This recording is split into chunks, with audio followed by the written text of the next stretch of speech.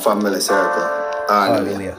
And you know, remember we are all our brother keeper or sister keeper. So, you know, knowledge is a wonderful thing, but knowing the earth, it's beautiful. Unity, inbox me. And let's start it like this. It was a free-for-all. There was no media there. There's no one to look after you. And the Marines took it upon themselves. Everything we have been told by this system is a lie. Percy, wake up. You need to escape. Wake up. Everything we think we know is a lie. Yeah. History, who we are, where we come from, our religions, our food, our medicine, what this world is, quite literally everything. It was a free-for-all. There was no media there. There's no one to look after you. And the Marines took it upon themselves to shoot at, beat, rob, rape, kill whoever they wanted to. And that's being proposed on the news as like a few bad apples. This is a very isolated incident.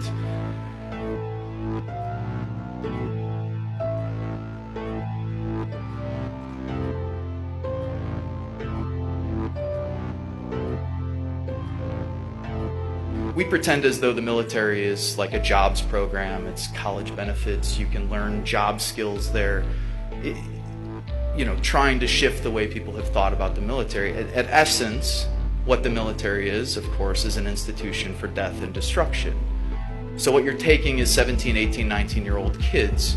You're putting them through 13 weeks of boot camp training. You're putting them through 8 weeks of school of infantry training. And after those 20 weeks of training, people are ready to kill. And you're ready to kill on command. And that's what you're meant to do. You're meant to be a mindless machine. You follow orders. That's what the military is all about. You don't think for yourself. You don't have agency. You're not a human being. You're a cog in a gigantic machine. And for those who have power and wealth, of course, you're just another number. And for the generals, you're just a body. You know, that's what we used to refer to other Marines as bodies. Like, yeah, we need more bodies here. You know, get more bodies on the ground, get more boots on the ground. You're not a person, you're a boot. You know, get more boots on the ground. And what's inherent to that training?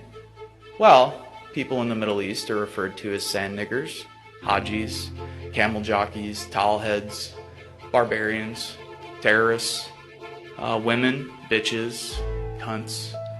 Women Marines referred to as WMs, walking mattresses. That's why 1 in 3 women who are coming back from military service are reporting military sexual trauma, because their fellow brothers are actually raping them while they're in the service. That's 1 in 3. It's not far removed from the 1 in 4 women in America who already report sexual trauma throughout their lives, or have experienced it at least once. So, again, firmly entrenched in the military culture and in the institution is patriarchy. And homophobia. Of course, everyone is referred to as a faggot, queer, pussy, a cunt. Again, reinforcing that you're weak, of course, if you're gay, bisexual, queer, so on and so forth. All firmly entrenched in the training, all firmly entrenched in the ideology, and all firmly entrenched in the kind of linguistics and the lexicon within the military. In Iraq, what did we do? We went on house raids, patrolled, either waited to get blown up by IEDs or mortars, because tactically it's insane. Everybody knows that you cannot win a counterinsurgency war, whatever winning would be.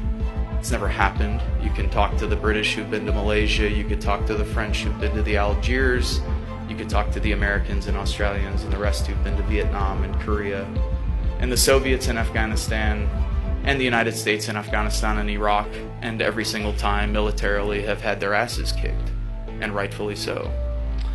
But have also caused tremendous amounts of death and destruction. 1 million Iraqis dead. 7 million Iraqis displaced within a country of 25 to 30 million people. An entire generation lost. People forget that when there's a war for 10 years, kids don't go to school. You don't develop. You drop depleted uranium-coated rounds that have a half-life of X amount of billion years, and so now you have birth defects in towns like Ramadi and Fallujah that are 500% what they were 10 years ago. We've absolutely devastated that country, the United States and the West. after 30 years of warfare, supporting both sides in the 8-year war with Iran and Iraq, the Gulf War, the sanctions throughout the 90s that Madeleine Albright and Bill Clinton said were worth it. 500,000 dead, women and children, Madeleine Albright on news, 10 o'clock news. Yeah, it's worth it. Absolutely. What was happening over there? We were killing people. I mean, we were killing innocent people. People were being taken captive. If they looked like a quote-unquote insurgent, you did what you wanted to do with them. It was a free-for-all. There was no media there. There's no one to look after you. And the Marines took it upon themselves to shoot at, beat, rob, rape, kill whoever they wanted to. And that's being proposed on the news as like a few bad apples. This is a very isolated incident. This, to me, is Western culture par excellence. This is exactly what this culture is built upon, and anyone, I think, who's telling anyone differently is absolutely insane, because we've robbed, beaten, raped, and tortured people from Vietnam to Southeast Asia, to South America, to Africa, to the slaves that we brought over to the United States, and of course the indigenous people that we've genocidally murdered and displaced.